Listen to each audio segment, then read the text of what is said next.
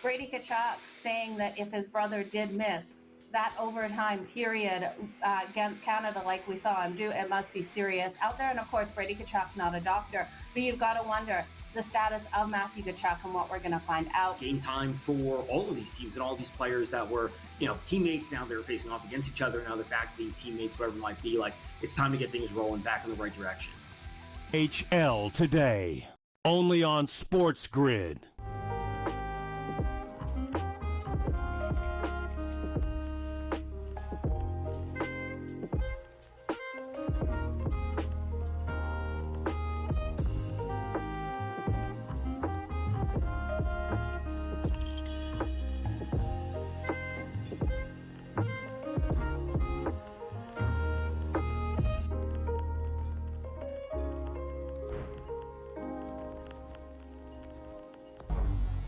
Two guys that can do it all. Too much electricity this morning. This is a good time. We're having a lot of fun. I had to do a triple take. Ka-ching!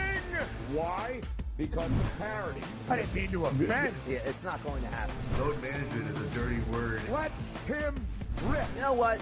Circumstances provide the results. What? How do you do this one? Oh, Donnie, you got such a good show there. A network that is booming. The Early Line, only on SportsGrid. You have Duke the 1, Houston the 2.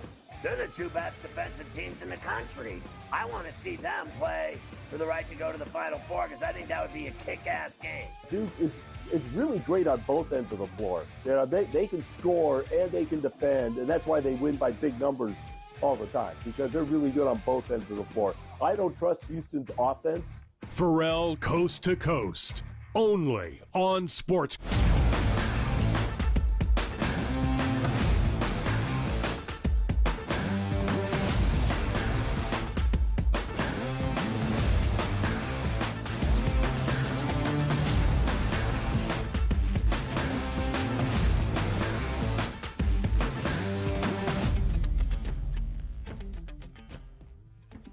We welcome you to hour number 2, live right here on this Friday on the Early Line on SportsGrid. He is Donnie Right Side. I am Ben Stevens. In this second hour, a brief look at a Football Friday and some more off-season markets that have opened up around the National Football League that, of course, will drive some conversation entering the 2025 campaign. And it's Combine Weekend in Indianapolis. We will see the quarterbacks on the field tomorrow, I believe, doing their workouts in Indy inside Lucas Oil Stadium. Donnie Rightside will be glued to his television. We'll talk about some of those QBs and what we can expect throughout Combine Weekend coming to a close on Sunday in Indy. All of that in this second hour, and I believe even some puck talk to end it out with Pete Jensen from the NHL. Yeah, and let me understand this, though. Like, quarterbacks at the Combine, like, what is the prognosis? And what are we expecting here? Can you imagine a quarterback saying, you know what? I didn't think he could throw that 7-yard slant pass with nobody defending that DB.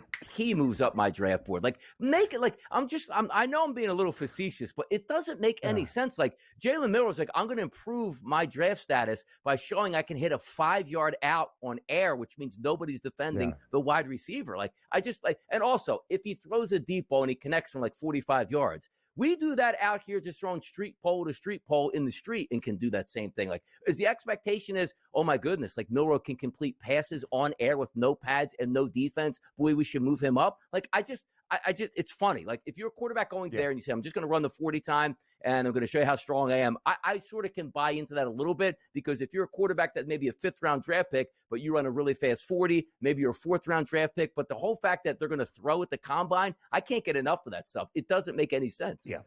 It is very funny, right? It is a picture-perfect situation to just rip some footballs and make sure that you look good in doing so. Not against the pass rush, not against the secondary, not against complex coverages, just making sure you can hit a wide-open guy on air. But if you falter in doing so, that is more damning for your draft profile than if you are successful in doing so. Donnie, I kind of agree with you in terms of when it comes to quarterbacks throwing. We'll see them at the pro day, but it's all scripted. You just want to make sure it looks smooth, it looks good. It really should not change the overall process.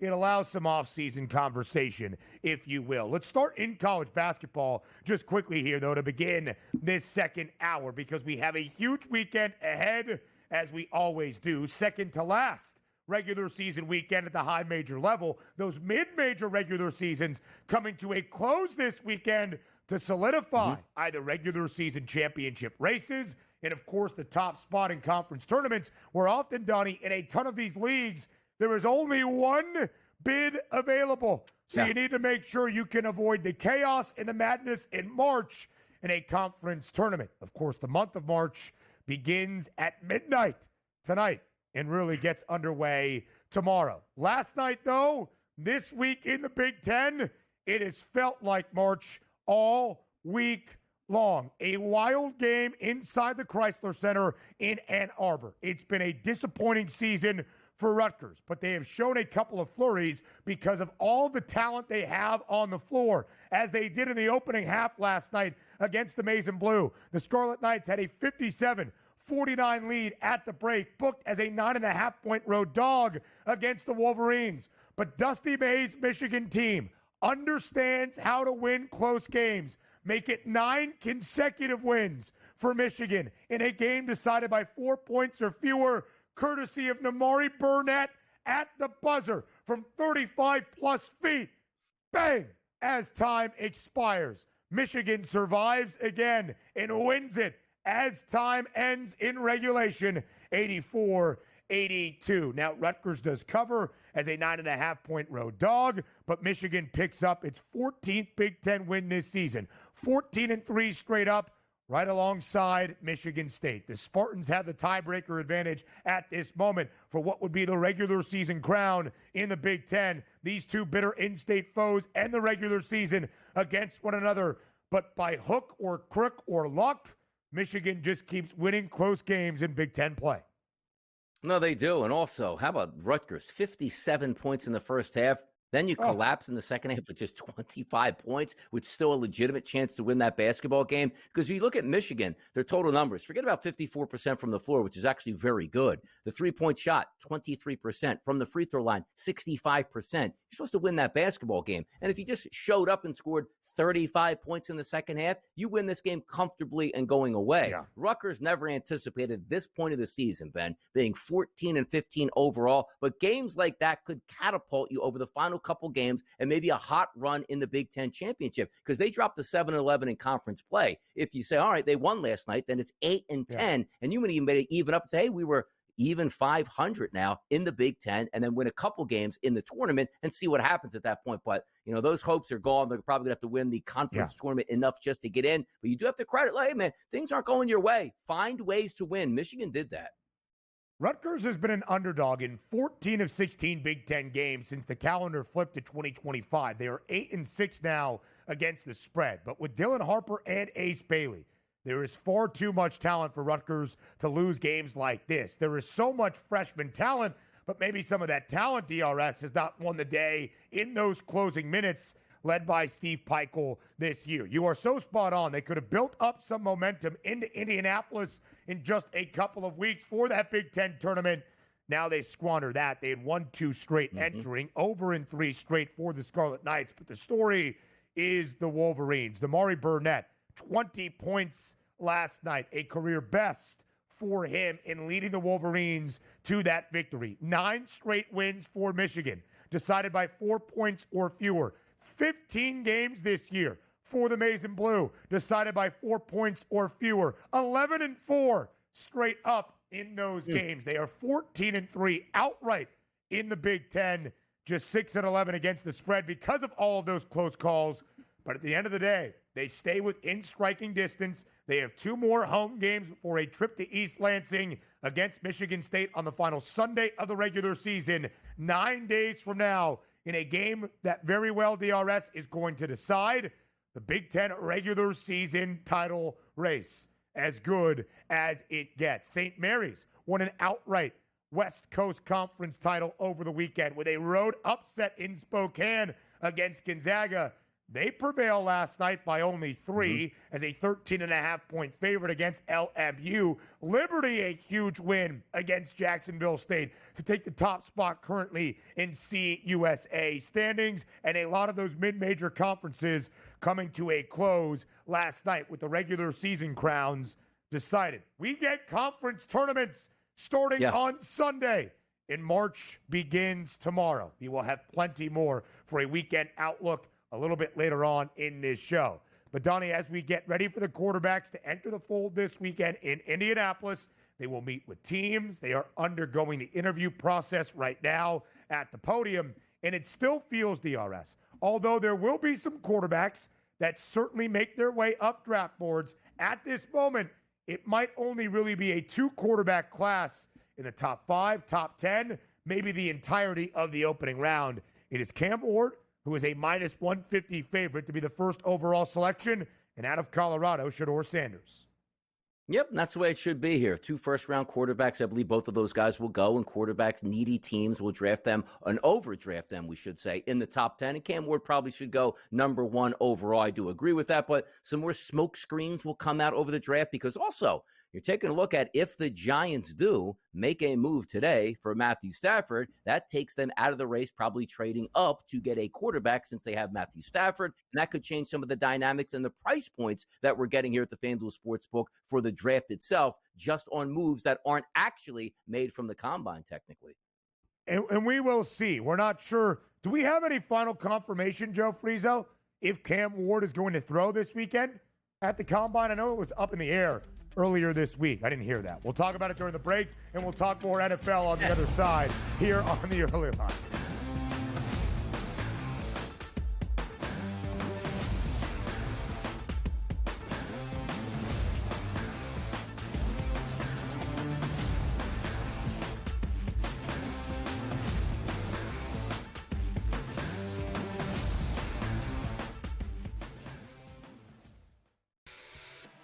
Brady Tkachuk saying that if his brother did miss that overtime period against Canada like we saw him do, it must be serious out there. And of course, Brady Tkachuk, not a doctor, but you've got to wonder the status of Matthew Tkachuk and what we're going to find out. Game time for all of these teams and all these players that were, teammates. Now they're facing off against each other. Now they're back to being teammates, whatever it might be. Like, it's time to get things rolling back in the right direction. HL today, only on SportsGrid.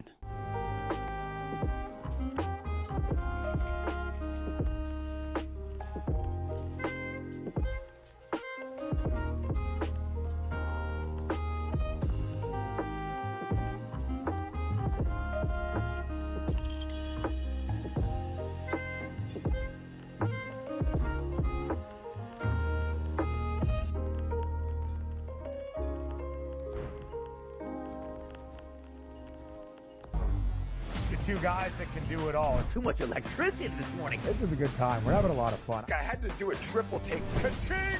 Why? Because of parity. I didn't mean to offend. Yeah, it's not going to happen. Load management is a dirty word. Let him rip. You know what? Circumstances provide the results. What? How do you do this once? Oh, Donnie, you got such a good show there. A network that is booming. The Early Line, only on SportsGrid. You have Duke the 1, Houston the 2.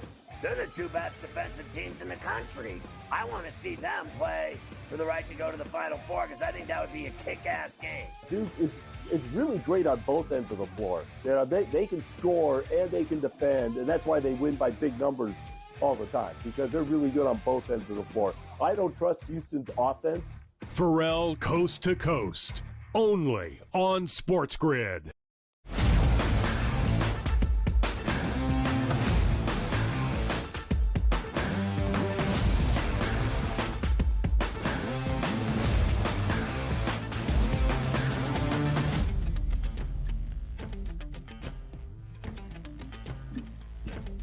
Still TBD if Cam Ward is going to throw tomorrow at the Combine for the guy right now that is the odds-on favorite and projected number 1 overall pick. I would be surprised if Cam Ward does, as Donnie has highlighted. There's not a lot of benefit for throwing right now when you have the proven pedigree of what you have done, unless you are really trying to change the narrative or build up just some optimism and excitement for your draft profile and evaluation, which is always, Donnie, always the case, even in a quarterback class that lacks a little bit of luster. 3 of the last 4 years, we have seen a generational talent that we knew would go off the board number 1 overall, or at least in the top 3. Trevor Lawrence in 2021, we had 5 quarterbacks in the top 15. Only 1 first-round pick in 2022 at the QB spot. That was Kenny Pickett. Then we had a ton in 2023 as well. Actually, only 3, but in the first 4, Bryce Young, C.J. Stroud, Anthony Richardson, who was a combine marvel. And last year, the most in the modern draft era. Since the NFL went to 7 rounds firmly, annually, in 1994, we had 6 quarterbacks in the opening round for the first time ever and 6 QBs in the top 12. That is the difference this year, DRS, between the 2024 draft class and 2025. Our QB class not nearly as strong. We're not entirely sure if we are going to see even 3 quarterbacks go in the first round, but a couple of names to monitor if that is going to be the case. Probably led by Jackson Dart at the top of that board.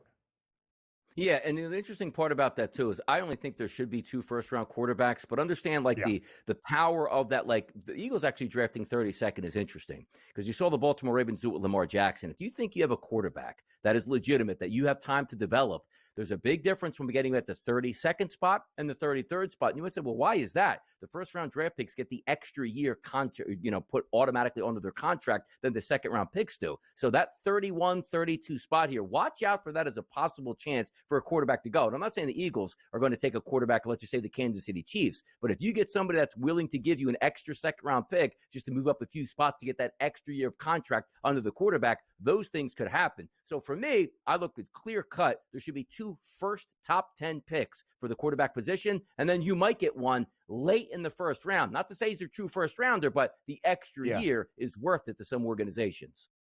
At least right now, the rumor around the smokescreen season is that Jackson Dart could be that riser. And there is always a riser at the quarterback spot throughout every NFL draft cycle. We shall see. Jalen Milroe at times was flirting with first-round consideration and then had a terrible end of the year for Alabama. He has to go out there and prove he can be a consistent passer of the football.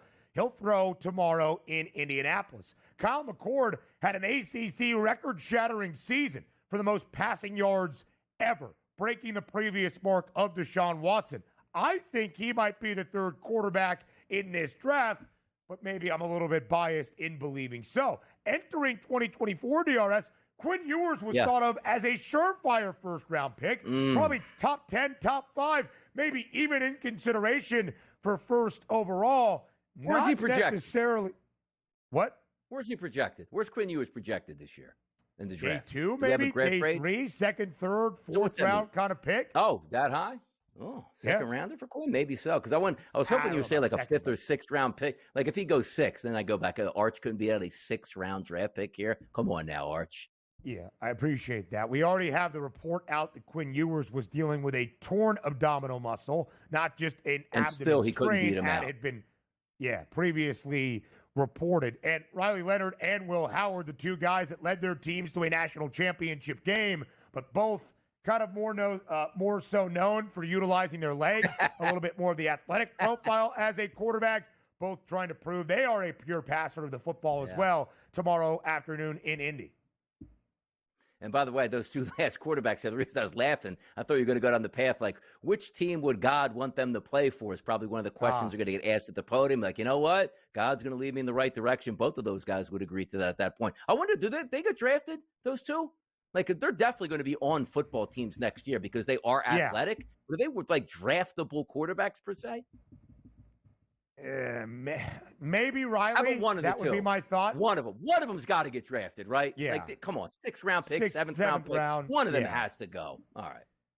That would be my guess. I mean, listen, we might only see 6 or 7 quarterbacks drafted in 2025. I'll crunch the numbers and find out the least amount of quarterbacks we have seen in an NFL draft in the last 2 decades or so. But, Donnie, we've got new markets available around the National Football League and on the lovely FanDuel Sportsbook. Coach of the Year odds are now available. And no surprise at the top, Ben Johnson is that favorite at an 8-1 number, followed by Mike Vrabel in a new spot at 10-1, but his 7th year as an NFL head coach on the horizon. And Liam Cohen, of course, the rookie head coach in Jacksonville, a 10-1 number as well. Your reaction? Come on, man. What are we thinking, DRS, when you look at those Coach of the Year numbers? We got to separate the award. It needs to be like Rookie Newcomer of the Year and then Coach of the Year, which is actually the best coach. Because the thing I get a kick out of is you see Coach of the Year, and you don't see the best coaches in the NFL in Coach of the Year. Think of it this way, guys. MVP voting in basketball where you list none of the good players and just all of the young talent up top. It doesn't make any sense to me. So I don't know how you vote on this award except by saying, give me a bad football team last year with a young coach, and if they maybe make the playoffs, they're the best coach of the season. I don't buy into this stuff. So it might be the worst market that you can bet into because there are no defined boundaries on what anybody's looking for. Like, hey, Nick Sirianni gets no look here. Or how about Andy Reid? No look here. Bill Belichick for no look for the past 5 or 6 years that he was actually winning Super Bowls. I don't get it. Yeah, Donnie, you're so right. It's defying expectation. I would say that is the defined boundary that we have in NFL Coach of the Year. But everybody thinks that's a first-year head coach. That is a rookie head coach. It's great if that rookie head coach makes the franchise better and they win 8 games when they had a win total of 5.5. But if they're not a playoff team, it doesn't mean diddly squat. In the last 8 years, we have seen 4 first-time head coaches win this award, but all 4 led their teams to a playoff berth. We'll talk a little bit more about those odds and offensive and defensive player of the year numbers now out. FanDuel Sportsbook notes to Football Friday next.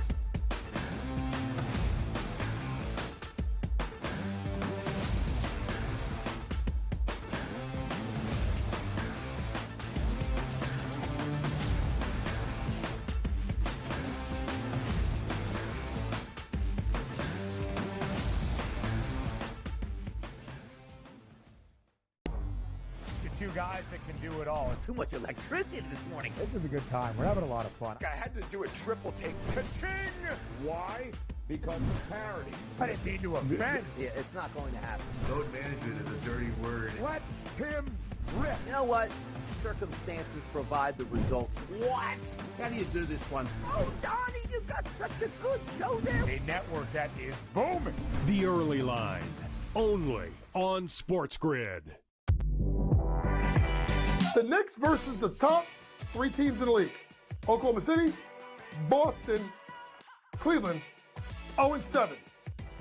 And you take out the 110-104 loss to Cleveland at home in October, and they've lost by double digits every game. The Knicks will make the playoffs. Number 1, do they fix their defensive problems? And 2, are they actually healthy? Betting above the rim, only on SportsGrid.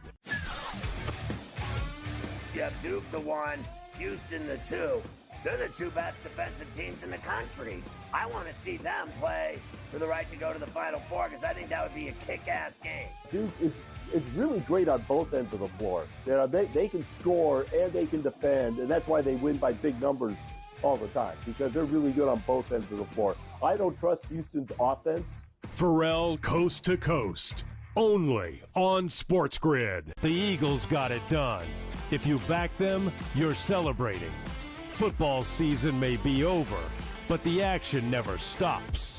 Are you ready for some baseball? At SportsGrid, we're always in the game. We bring you 24/7 betting insights, expert picks, and real-time analysis. Next big play is already in motion. Are you ready? It's smarter to be on SportsGrid.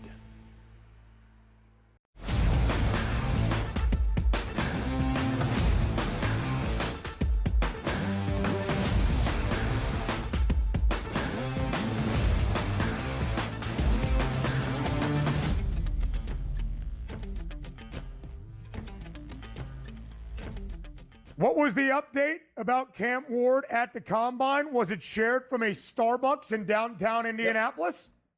It was from the hottest beat writer on the circuit out there in Indy. Jordan Schultz says Miami quarterback and projected top pick Cam Ward will officially not throw at the NFL Combine in Indy, quote tweeted by Ian Rappaport saying like, "Oh no, he's throwing." So there you go. That's wouldn't that be good? That should be the next tweet right now. Yes, we need to open up. Friezo, start a fake Ian Rappaport account with 2 P's to start off Rappaport. Tweet that out. Ian Go viral. The early line has done something right there. Donnie, that was really quick on your feet, man. Yeah. Really well done. Maybe Ian Rappaport with 2 P's becomes SportsGrid's NFL insider. Well, no, we have Adam Kaplan. Adam Kaplan with 2 P's? I mean, all right, I'm telling you, Joe Lisi sends me DMs from Adam Schlechter accounts all the time falling for stuff. So you never know. People believe a lot. They'll believe it. DRS, I got a great story for you doing the commercial break about some big NFL news. Commercial? Actually, no, we'll just fire it off. You know, a great and loyal SportsGrid viewer, our guy Jordan Penseal. He always is tuned in to what we are doing across the Spiz Grizz. Lisi and I on FFC earlier in the week were talking, of course, about Matthew Stafford, basically with a daily update in this saga and now sweepstakes. Lisi sends me a Jordan Penseal tweet. I'm thinking, what could this possibly be? It was a Jordan Penseal quote tweet of an NFL aggregator account about the Rams saying they are comfortable with Jimmy Garoppolo if Matthew Stafford is moved. So instead of sending me the actual update, he sent me the quote tweet from a great SportsGrid listener and follower in Jordan Penseal, not just the actual update. And I believe it was our guy, Jordan Penseal, big Niners fan, being like, San Fran is comfortable with Jimmy G as the starter in L.A. as well. Yeah, exactly. So and by the way, just to cut down another Joe Lease, like when he screenshots stuff, I don't actually know what the screenshot is for because it encapsulates the entire phone and multiple comments. So I always like to pick the least comment that he's probably talking about. So like, I don't understand this, just to get him going there. So a little behind the scenes on what we have have here at the SportsGrid Network. Yeah. Always good. One final look at the Coach of the Year odds, and then we'll get to OPOY and DPOY as well. Just to highlight Donnie's point, there is not really a rhyme or reason, thus not really a handicap for how the Coach of the Year is determined. Our last 8 winners, half of them have been a rookie head coach. You see those first 4 guys on the board. Now, Vrabel, not a rookie head coach, but in a first spot, taking over a bad Patriots team. So he would get that bump if New England has a winning record this year, despite the fact that Vrabel won Coach of the Year in 2021. But half of the last 8 winners have been a first-year head coach. All 4 of those winners of the Coach of the Year award have led their team to the playoffs. Thus, it's not just a rookie head coach going into Jacksonville like Liam Cohen, making Trevor Lawrence look great, but the Jags finished 9-8 and on the outside of the AFC playoff picture, and you're like, great job, Liam. You just won this award. No, if you are a rookie head coach, your team needs to get to the playoffs. Who won it this past year? That would be Kevin O'Connell. Who won it the year prior to that? That would be Kevin Stefanski. Why? Because they took backup quarterbacks or reserve quarterbacks and made them look sensational. But that's not something you can bet or expect entering a season. So it's very difficult to find the value there. And as Donnie said, maybe the best head coach that leads a team to a 14-3 record, even though they were expected to do just that, they don't get the benefit of the doubt or the nod in the Coach of the Year award. No, they don't. Like Andy Reid was like an 11-time Coach of the Year since he started back in the late 1990s. Like Bill Belichick said of 10 Coach of the Year awards. It's just funny how it's talked about and how it's actually worded here because you're right. It basically says new head coach in a bad situation that bails out said team. But you have to understand this as well. There's a reason why new head coaches are coming in here. It's the bottom level here. So half of them are going to just try to restart the franchise. But the others, the NFL helps you out. You get the best first-round draft pick if you're a bad football team. You get the easiest schedule to line up. So it's in your favor to actually win these awards because, hey, last year didn't work so good. The NFL helps you out. We win 2 more games. Oh, you're a great coach. No, that's why all these young coaches are winning it in first years because it's easy to see like, well, why are you here? Not because we just came off the Super Bowl. I'm here because we won 3 games last year. Whoa, you won 7 the next year. What a great coach. Yeah. Not necessarily. You know what is kind of funny, though? 6 of the 8 best prices are 6 of our 7 new head coaches hired in this offseason. Yeah. The only guy who is not on that board in the top 10 or in the top 8, that would be Brian Schottenheimer, the new head man in Dallas at a 23-1 number, tied for the 11th best price. The Academy Awards? heck? Oh, boy.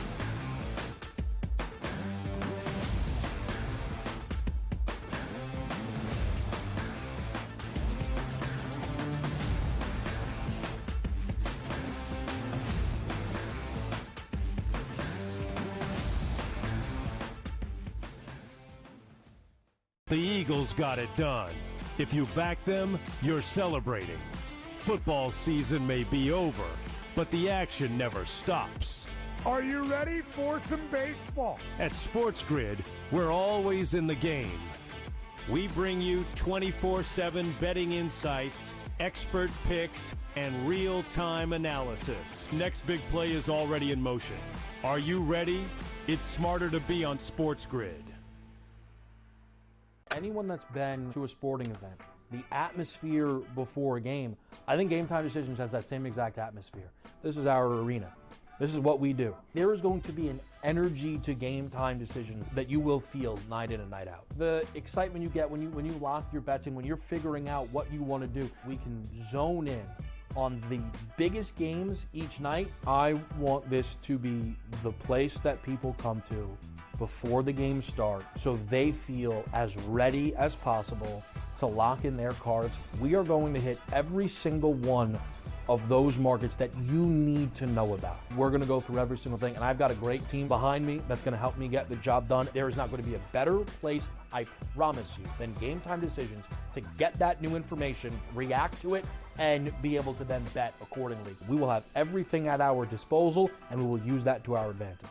I'm Kevin Walsh. Tune into Game Time Decisions from 6 to 8 p.m. Eastern on SportsGrid. The two guys that can do it all. Too much electricity this morning. This is a good time. We're having a lot of fun. I had to do a triple take. Ka-ching! Why? Because of parity.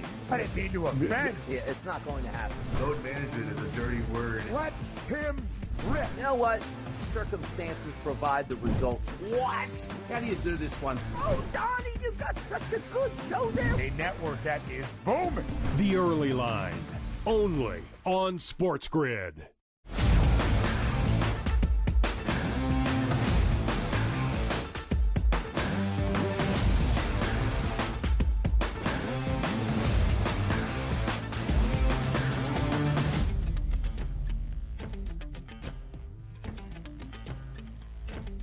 The Player of the Year award odds on both offense and defense now available for the 2025 NFL season on the FanDuel Sportsbook. And the guy who won Offensive Player of the Year this previous season is the favorite to do it once again. Plus 850 alongside Jamar Chase, who also had a Triple Crown record-setting season, but Saquon Barkley, in his hunt for history in more than 2,000 rushing yards, got the job done. Plus 850 for both of them. The last repeat winner, DRS, of the OPOY was Marshall Faulk as a part of the greatest show on turf in 1999, 3 consecutive years through 2001. Jahmyr Gibbs at 12-1, Justin Jefferson 13-1, and Derrick Henry a 16-1 price round out the top 5. Yeah, it's crazy to see Marshall Faulk, and kids today don't understand how good Marshall Faulk actually was in college football and in the pros. He was the absolute ultimate weapon, the showman of all showmen here, which, again, a running back winning 3 straight years is crazy to think about. Now, you do see Saquon Barkley to plus 850 price. I do believe he should be right up there at the top. But we understand. Look, I'm an Eagles fan. I would love next year from the run for 2,000 yards, be completely healthy the whole year. But the running back position takes a lot of pain. And I know how hard Saquon Barkley works, but it's not as if it's like, hey, you know what? He's been in the league 6 or 7 years, never missed any games. He missed a lot of time with the New York Giants. We're not predicting he's going to miss a lot of time next year, but had a lot of usage in this past year heading to the Super Bowl, which not only means, Ben, 17 regular season games, extra playoff games, which was 3, and then the Super Bowl, which means 4. Hopefully he gets a lot of rest time. But for me, I actually would love to see him win it. I would not be betting Saquon Barkley to win Offensive Player of the Year. And also understand this. Winning it one year and then going to the next, we know that that's perceived. I like Chase. I think Gibbs is legitimate. Justin Jefferson with a new quarterback, I'm not there. And I'm not taking Derrick Henry. So I do think we have a nice wide open market. But just of those players listed up top, I'm probably always going to lead towards Jamar Chase. They're going to pay him. He's going to be happy. They're going to use him. Their defense is going to be bad. And I think there's a legitimate chance that he could win that this year. A contract year for Jamar Chase in 2024. And again, had a triple crown season. Most receiving yards, receiving touchdowns, and receptions, leading all of the NFL in those three categories this season. We expect him to be paid this offseason. We'll see if it actually happens and what that would mean for Jamar Chase. By the way, Christian McCaffrey, who won the award in 2023, a 30-1 price to win it this year. Shortest price for a quarterback would be Lamar Jackson at 40-1, alongside Josh Allen, both at a plus 4,000 number. Last QB to win Offensive Player of the Year, Patrick Mahomes, in 2018. They try to give it to a non-quarterback an Offensive Player of the Year because a quarterback always wins the MVP award. Defensive Player of the Year, Myles Garrett at 7-1. Aiden Hutchinson coming back from injury at plus 850 alongside Micah Parsons, TJ Watt, and Max Crosby, a 10-1 number. Our rating, DPOY, that would be Patrick Surtain II of Denver, the cornerback, 45-1 number, 14th shortest. Surtain, it should be noted, one of two defensive backs to win this award in the last decade. So it's kind of an upset when a DB wins it, oftentimes a pass rusher and a defensive lineman. All right, let's get you ready for Oscars Sunday night, the Academy Awards in Los Angeles. The odds are out courtesy of our Canadian friends up in the 6, or really just in the Great White North, at the FanDuel Sportsbook. But, Donnie, we'll show you the odds for Best Picture. Okay. But the question really is who he played for. Has the DRS seen any of the Oscar nods this year? Honora, the favorite at minus 200.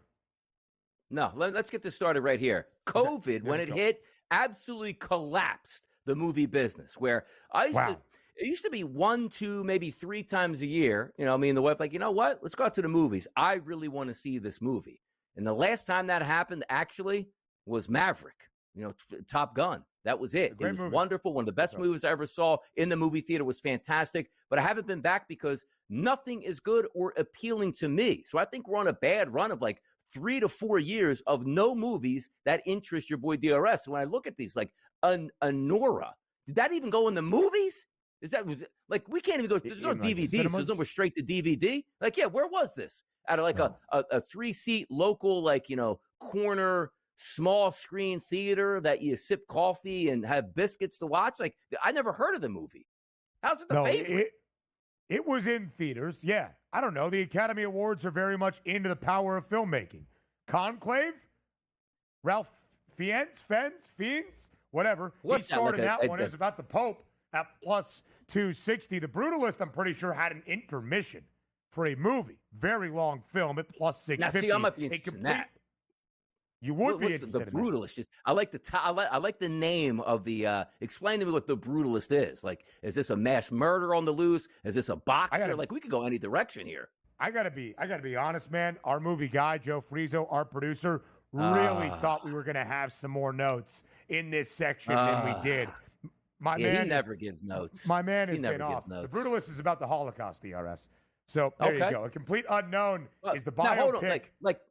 Now, let me understand it. If it's about the Holocaust, are we talking about, which angle of it? Would it be a guy that's in the camps? You know what I mean? Like, is that what it's about? Yeah. I assume the title I is didn't that way. see the Brutalist. Okay. So I don't know. I'm a history major. I love history, so that might be something that I would watch, It stars Adrian Brody, who is the minus money favorite, by the way, for the lead actor award. It stars Adrian Brody as a Hungarian Jewish Holocaust survivor who emigrates to the United States.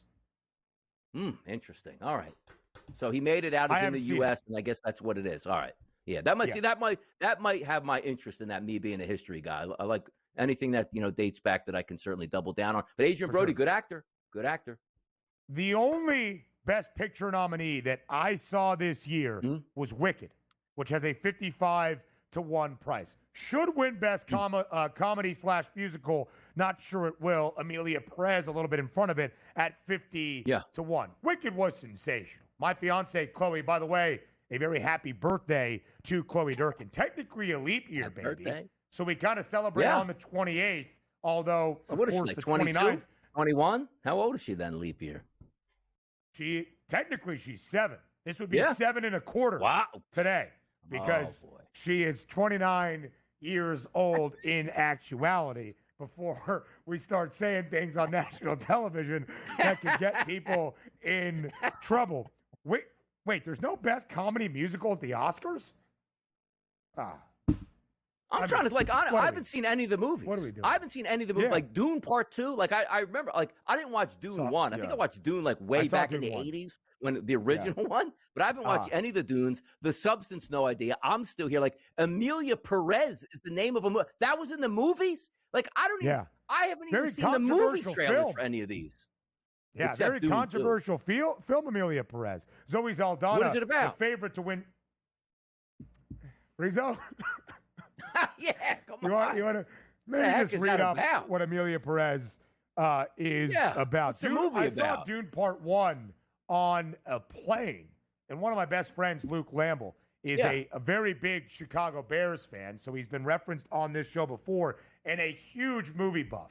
And I told him that I watched Dune on a plane, and he got so mad with me, like so mad at me, disappointed, because he thinks watching a film of that stature on a small screen on an airplane is an affront to film in cinema. I kind of contradict that stance, to be very honest with you. I am so locked in on a plane because I don't have my phone to be distracted.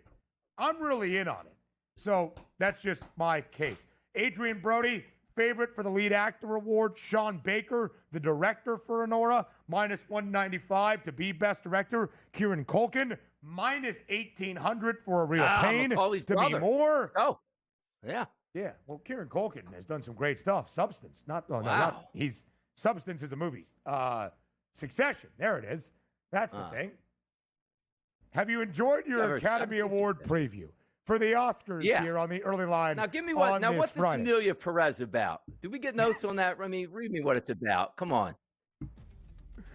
The early line continues with Pete Jensen of the NHL on the other side of the break next.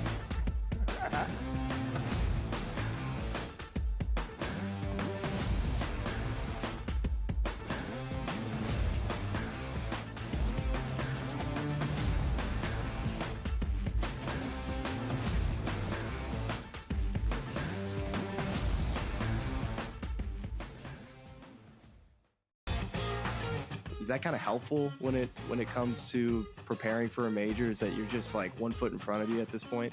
Ideally come to a place here at Bay Hill where I've had good success in the past. I've only played it the last 21, 2, 3, and 4. But I've played it well, and I really like that we're heading there with where I'm at right now. I think it's going to tell me a lot. The Smiley Show, only on SportsGrid. We know the Knicks are talented. They're 37-20. It's not a bad season by any stretch. They're just not being the upper echelon team. This is the Knicks team right now. They're a very good team. And I'm a Knicks fan. You can't look at there and say, this team can win a championship. They're not good enough. They're not good enough defensively. Are we the New York Knicks or are we the New York Fugazis? Just forget about it. The Early Line, only on SportsGrid. Big news out of New York. Mitchell Robinson cleared for 5-on-5. OG Anunoby cleared for 5-on-5. That's big news for the Knicks as they start to get themselves healthy. It's about constructing the right roster, the combination of veterans, young guys, and transfers. Betting above the rim, only on SportsGrid.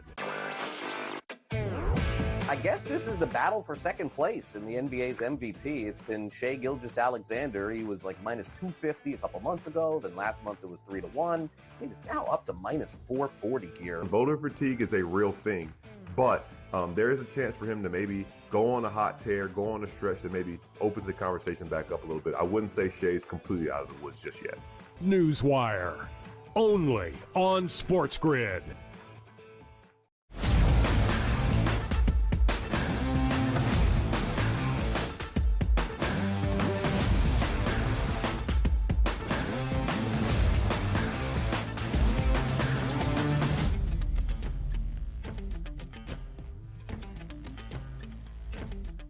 Live right here on the early line on SportsGrid. It is time for your ice advice entering this weekend. Down the stretch run of this NHL regular season, Pete Jensen of the NHL joins us here on this Friday for the next two segments. We approach trade deadline week around the National Hockey League, all the narratives that you need to know. We put a pin in those Stanley Cup odds and where things stand. And of course, Pete, we talk the hunt for history for Alex Ovechkin, trying to chase down the great one and score the most goals we have ever seen in an NHL career. When that might happen for Ovechkin this regular season. Pete Jensen, we appreciate the time as always. Thanks for being here on this Friday.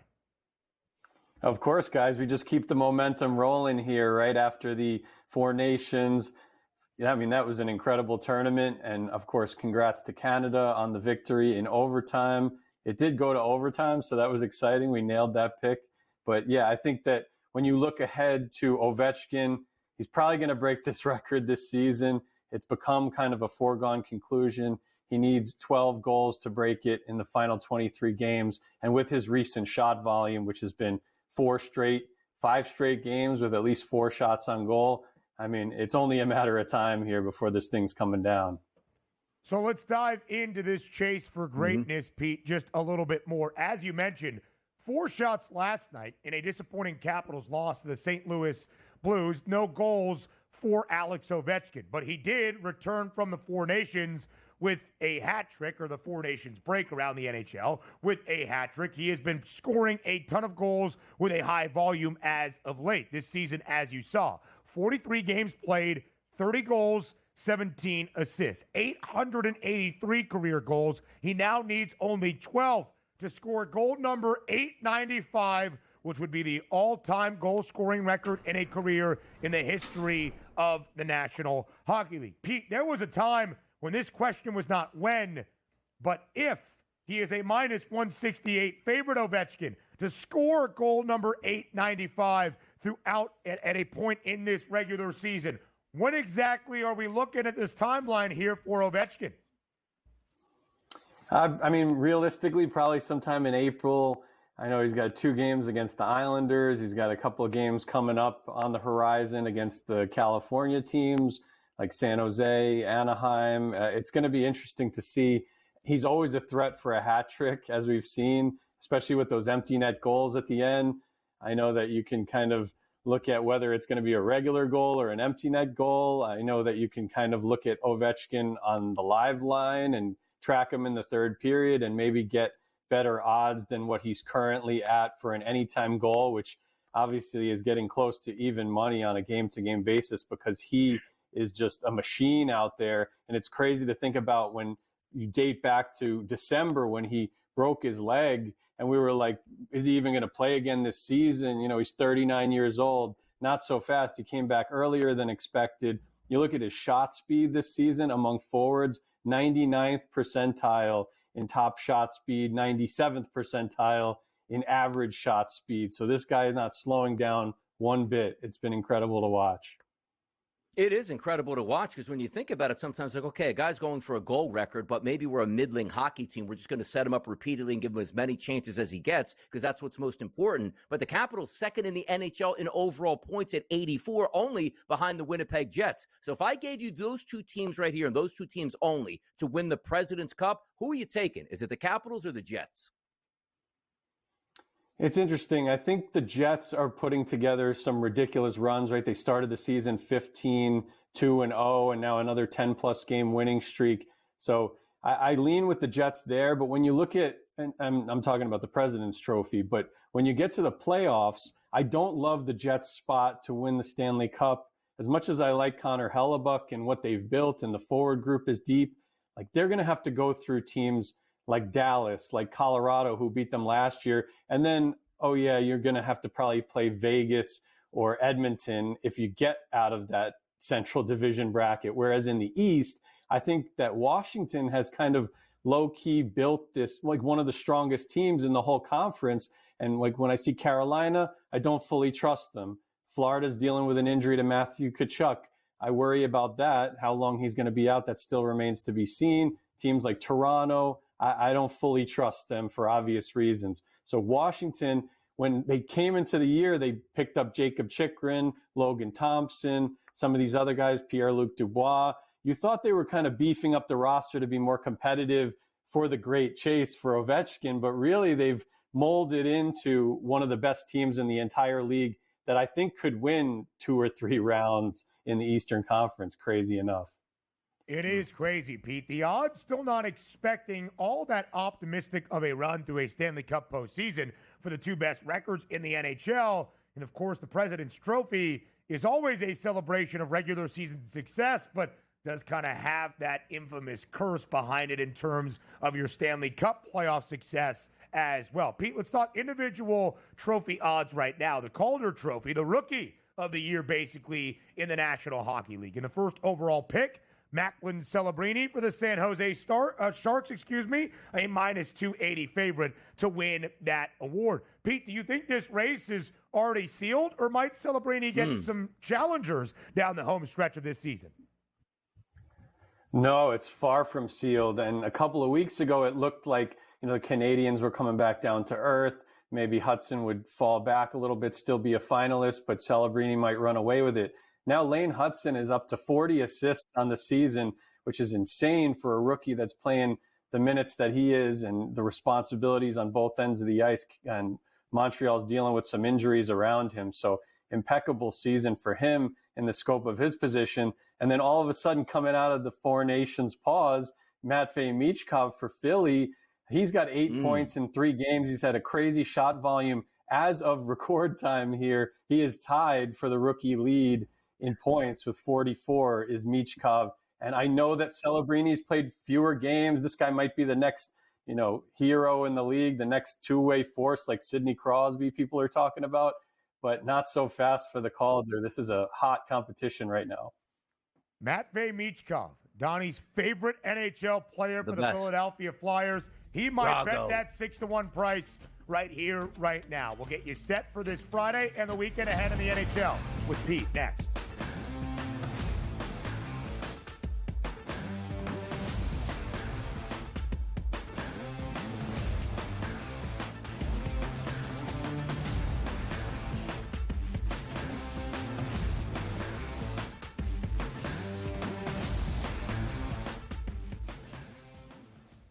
The Eagles got it done.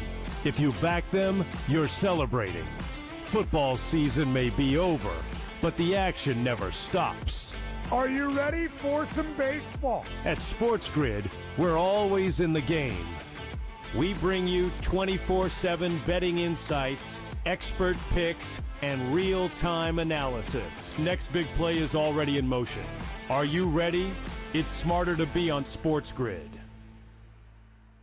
Anyone that's been to a sporting event, the atmosphere before a game, I think Game Time Decisions has that same exact atmosphere. This is our arena. This is what we do. There is going to be an energy to Game Time Decisions that you will feel night in and night out. The excitement you get when you lock your bets in, when you're figuring out what you want to do, we can zone in on the biggest games each night. I want this to be the place that people come to before the games start so they feel as ready as possible to lock in their cards. We are going to hit every single one of those markets that you need to know about. We're going to go through every single thing, and I've got a great team behind me that's going to help me get the job done. There is not going to be a better place, I promise you, than Game Time Decisions to get that new information, react to it, and be able to then bet accordingly. We will have everything at our disposal, and we will use that to our advantage. I'm Kevin Walsh. Tune into Game Time Decisions from 6 to 8 p.m. Eastern on SportsGrid. Is that kind of helpful when it comes to preparing for a major? Is that you're just like 1 foot in front of you at this point? Ideally come to a place here at Bay Hill where I've had good success in the past. I've only played it the last 21, 2, 3, and 4. But I've played it well, and I really like that we're heading there with where I'm at right now. I think it's going to tell me a lot. The Smiley Show, only on SportsGrid.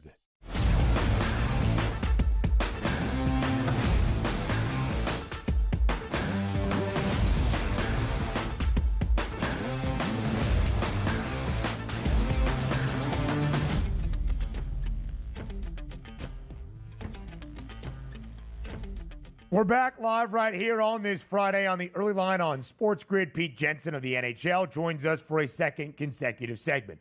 3-game slate in the NHL tonight with a big game tomorrow. The Stadium Series in 2025 continues around the National Hockey League, and we go to Columbus, Ohio, at the home of the national champs in FBS college football. That would be Ohio Stadium, the Horseshoe, as the Columbus Blue Jackets will host the Detroit Red Wings. A lot of rivalries between the state of Michigan and the state of Ohio, and maybe an attendance rivalry to keep an eye on as well. We expect more than 90,000 in attendance tomorrow at Ohio Stadium, the second largest crowd perhaps in NHL history. Pete, the record over a decade ago in 2014 at the Big House in Ann Arbor, more than 105,000. But should be a great game between the Columbus Blue Jackets and the Detroit Red Wings tomorrow. What do you expect for the atmosphere? What will it mean for the action on the ice?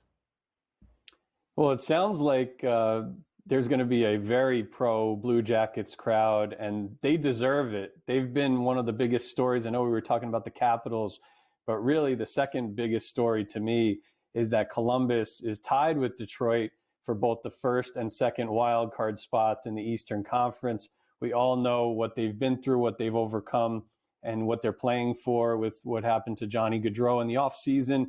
And these guys, this is an amazing young core.